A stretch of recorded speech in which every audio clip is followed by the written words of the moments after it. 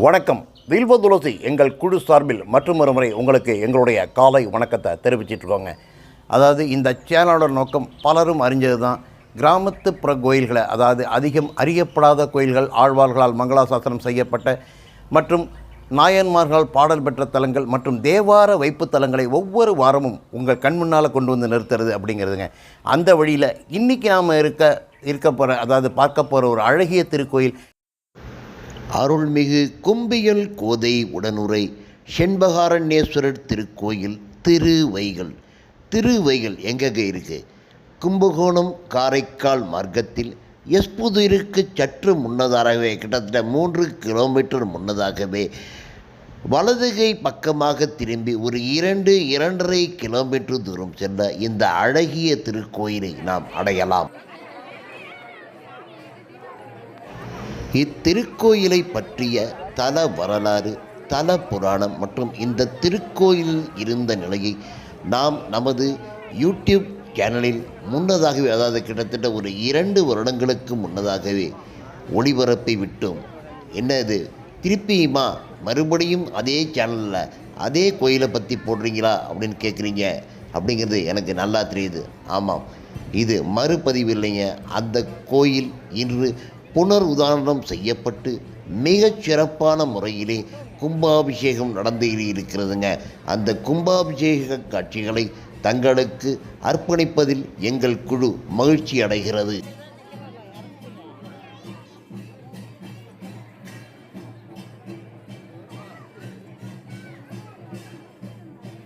இக்கிராமத்தின் சுற்றுவட்டார பகுதியிலிருந்து வந்த மக்கள் மற்றும் தொலைதூரத்திலிருந்து வந்த சிவன் அடியார்கள் ஆகியவர்களின் பஞ்சாட்சர மந்திரம் ஒலிக்க மற்றும் மேளதாளங்கள் புடைசூழ, மேளதாளங்கள் முழங்க மிக விமர்சையாக இந்த கும்பாபிஷேகமானது இன்று நடைபெற்றது.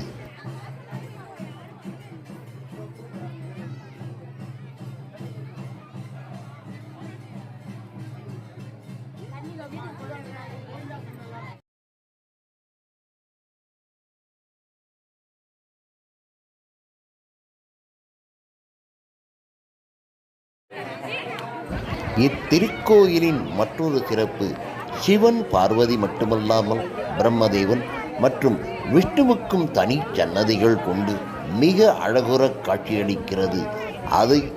அந்த சன்னதிகளுக்கும் இன்று குடமுழுக்கு விழா சிறப்பாக நடைபெற்றது.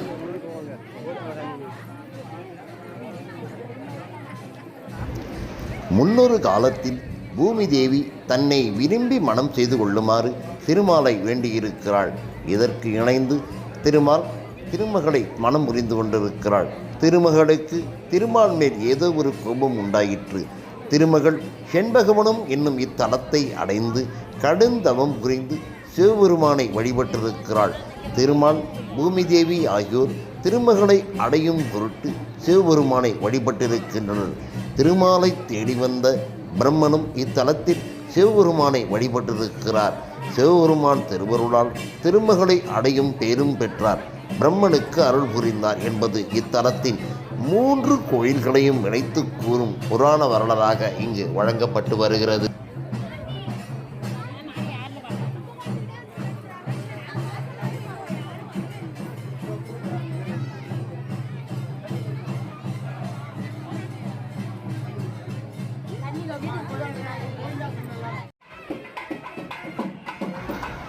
அளப்பரிய பல புகழ்பெற்ற இவ்வாலயம் திருவாவூடரை ஆதீனம், தருமை ஆதீனம், திருப்பனந்தாள் ஆதீனம் இவர்களின் முன்னிலையில் மங்களகரமான இந்த கோதி வருடம் ஆவணி மாதம் 23ஆம் தேதி, அதாவது இன்று 8/9/2024 ஞாயிற்றுக்கிழமை பஞ்சமி திதி, சுவாதி நட்சத்திரம், சித்தயோகம் கூடிய சுபயோக சுபதினத்தில் இன்று காலை 7:30 மணிக்கு மேல் 9:30 மணிக்குள் கன்னியா லக்கணத்திலே அவன் அரசாணமாகும் இவ்விரு திருக்கோயில்களும் மகா கும்பாபிஷேகம் உலகோர் உய்ய இருநலம் பெற திருக்குடமுழுக்கு பெரும் சந்தி விழா நிகழ்பெற்றிருக்கிறது.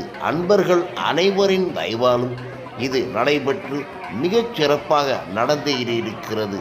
அத்தகைய இந்த விழாவினை நாம் நமது குழுவின் மூலம் தரிசித்து அனைவரும் நலம் பெற பெற்றுய வேண்டுகிறோம்.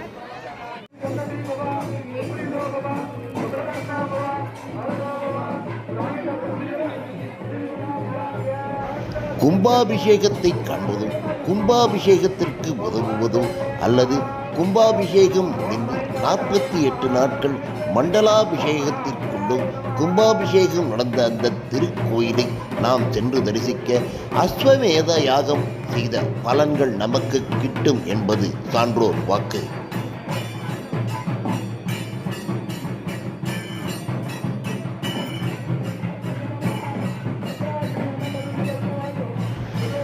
இந்த அழகிய குடமுழுக்கு விழாவினை நேரில் வந்து கலந்து கொண்டு பார்வையிடாதவர்களுக்காக இந்த குடமுழுக்கு விழாவினை நேரலையாக நமது யூடியூப் சேனலில் ஒளிபரப்ப இருந்தோம். ஆனால் ஒரு சில காரணங்களால் அவ்வாறு எங்களால் செய்யாமல் போய்விட்டது.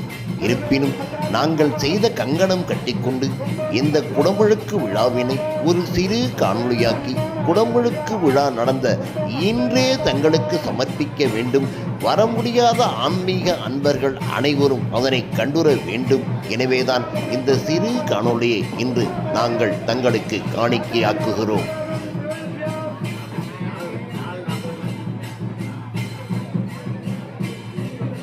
1500 வருடங்களுக்கும் பழமையான இந்த திருவைகல் திருக்கோயிலுக்கு இன்று புனருதாரணம் செய்து குடமுழுக்கு செய்துவிட்டோம். இந்த குடமுழுக்கு செய்துவிட்டோம் என்று இருமாப்பு கட்டியிருந்தால் போதாதுங்க. இனிமேலாவது இந்த கோயிலை நாம் மிகச் சிறப்பாக பாதுகாத்து தூய்மையாக வைத்து ஒவ்வொரு அன்பரும் ஆன்மீக அன்பர்களும் இதுபோன்ற பழைய கோயில்களுக்கு தரிசனம் செய்ய வேண்டும் என்பதுதான் எங்களது குழுவின் ஆசை. அது தங்கள் அனைவரின் ஆசையாகவும் இருக்கும் என்பதில் எங்களுக்கு எந்த ஒரு 25 சிவாச்சியர்களுக்கும் மேலாக வேத மந்திரங்கள் முழங்க 4 கால பூஜைகள் யாகசாலையில் நடைபெற்று இறுதியாக மகா கும்பாபிஷேகம் இதுவும் சிறப்புடன் நடைபெற்ற அந்த நிகழ்வைத்தான் தற்பொழுது தங்கள் காணொளியில் கண்டுகொண்டிருக்கின்றீர்கள்.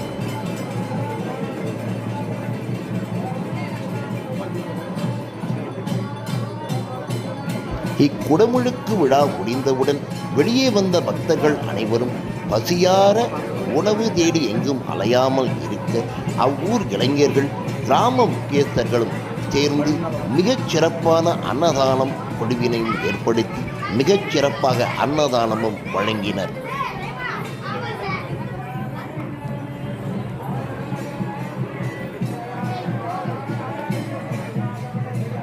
அது மட்டுமல்லாமல் இன்று மாலை 6:30 மணிக்கு ஸ்ரீ வைகல்நாதருக்கு திருக்கல்யாண உற்சவம் மிகச் சிறப்பாக நடைபெற இருக்கிறது.